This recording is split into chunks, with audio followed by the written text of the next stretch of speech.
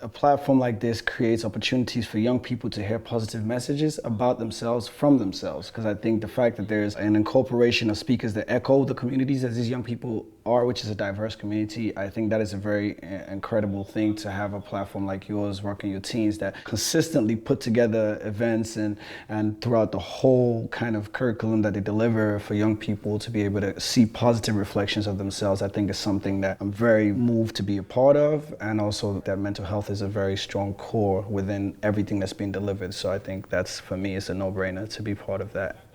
If I was going to get the opportunity to speak to a 13, 14-year-old version of myself, is to do what you feel is right. Do what you feel is honest to you. Because there's certain times that I didn't like to wear baggy jeans. There's certain times where I didn't want to go out and follow the kid who was up to no good. But I felt like if I said no, that would automatically mean, oh, you're such a wuss, or you're this and you're that. So for me, if I had the opportunity to speak to that kid now, I'd be like, just do what you want to do. If you want to stay at home and write music or write lyrics or do whatever, just do it. A lot of the problems, especially with masculinity, is the lack of provision of platforms for conversations, and honest ones at that as well. So I think that's what I would definitely advise young teens about. Being honest with myself, but also being brave enough to challenge what society expects of me or has already preordained for me to follow a particular path.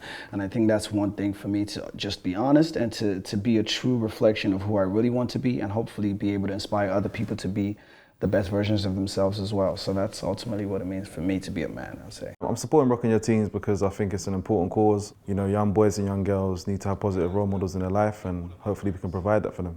At 13, I would have said to myself to not follow others, because at the time I was following others. I think it's important to have your own mind, because that's when you really understand kind of what's going on in the world and understand yourself and understand kind of where you need to be instead of following the crowd.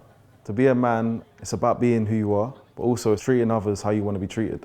Being a man is spoken about quite a lot. I know, you know, that men can't talk or men can't be emotional. I think just be who you are and treat people how you want to be treated, and you'll be fine.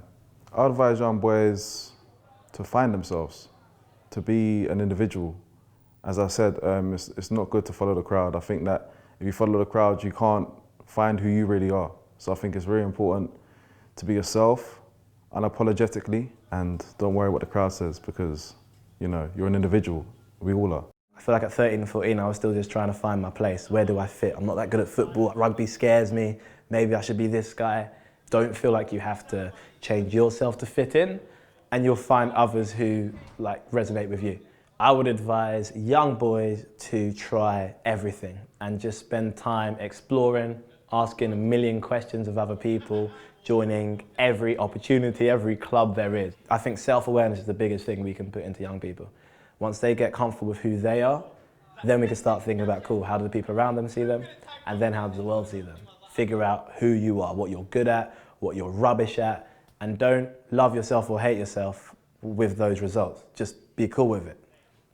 I guess I've learnt to accept myself for my flaws and my strengths. I think there was a lot of time where I'd battle with, why aren't I good at that? Why am I not the best footballer here? Why is that guy so good and I'm not? Why is this person moving ahead in that subject and I'm not?